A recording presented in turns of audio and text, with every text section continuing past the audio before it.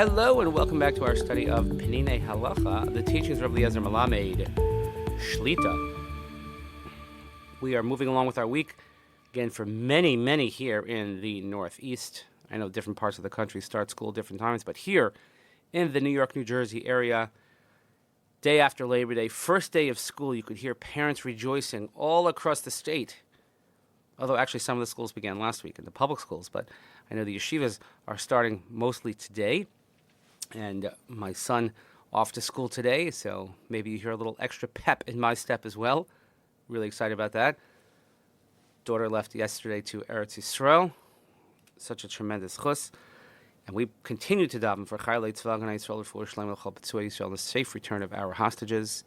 And we learn each day Lil Nishmat Ser Daniel Shimon Rav Dram Vishal Shem Kam Damo. And as I mentioned yesterday, special dedication. Our learning is sponsored for the entire week in honor of and in memory of Sir Devora Bas Rav Yaakov HaKohen. This is Devora Brickman, Zichrono Levracha, whose yahrzeit is being observed today, her first yahrzeit. Someone who is extremely close to our family and to our community. Very much missed, but left a tremendous legacy. And Baruch Hashem, simchas have followed her in the year since her patir. There have been simchas in the mishpacha, a great-grandchild born bearing her name. So we have to always take the sadness and the gladness and we pair them together, and hopefully we take our steps forward. But again, our love and thoughts with the entire family on this day and her first yahrzeit. And again, what an incredible way to memorialize someone by dedicating Torah learning, because of course that's the legacy that she left. So let us continue where we left off with the tremendous cliffhanger from yesterday. I know everybody was just waiting with bated breath. Can I have coffee before davening? Am I allowed? Kafei tev ugos lifnei tefillah. Haraga lishtos te o kafei beboker. Someone who regularly drinks tea or coffee in the morning, ubila dehem ein datu meis yasheves halav, and without it can't think straight. So we all know people like this. Can't do anything without my coffee. I have a cup somewhere. I think it says ein kafeh ein avodah, meaning if there's no coffee, then nothing's getting done. So in that instance, you can all breathe a sigh of relief because now you're allowed to drink them before davening. Because this is not considered arrogance, it's not haughtiness, it's not being supercilious, but rather this is considered a need. So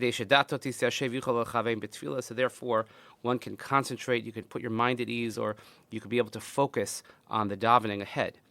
But there's some people who don't need coffee right away, but only a couple of hours into the day.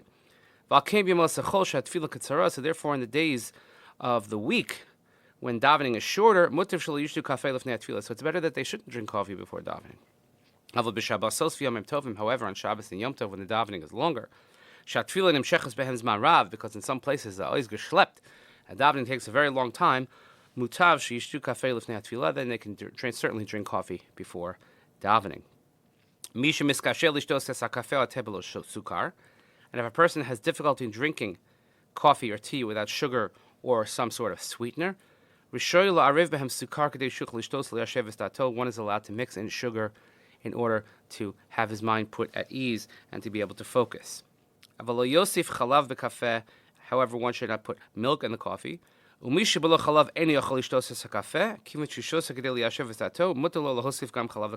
if one cannot drink black coffee, one cannot drink coffee without milk, there are people like that, then you're allowed to add the milk to the coffee, because again, this is not considered arrogance, this is considered part of the need. So these are interesting questions. The reason why I mentioned the sugar, if one would look at the Halacha and the Shulchan Aruch and the Mishnah Berurah has an extremely long treatise on how or if you could put sugar inside and how to put the sugar. He mentions the old European minhag. You might have seen old European Jews who would actually filter the coffee through a sugar cube in their mouths. I've seen this. Place a sugar cube in their mouth and they would drink the tea and the coffee. And that's how, instead of adding the sugar, they would use it as some sort of filter. So that's the real question Mishnah Berurah discusses. But nowadays we just add some sort of sugar. Maybe people don't even use sugar anymore. They use other types of sweeteners. So if one can't have the coffee without it, certainly would be permissible. So, full disclosure, I drink coffee before davening. Helps me concentrate, helps me just get my day started right. So I have a little bit of coffee certainly before davening every day. Lifnei Tefillah Shabbos, Rabbi Makilim L'echol Lagos. Before Shabbos davening, many are makil, many are lenient to eat cookies. He says, however, this is a mistake, and they don't necessarily have anyone on whom to rely. Because we permitted drinking coffee because it's like water. Because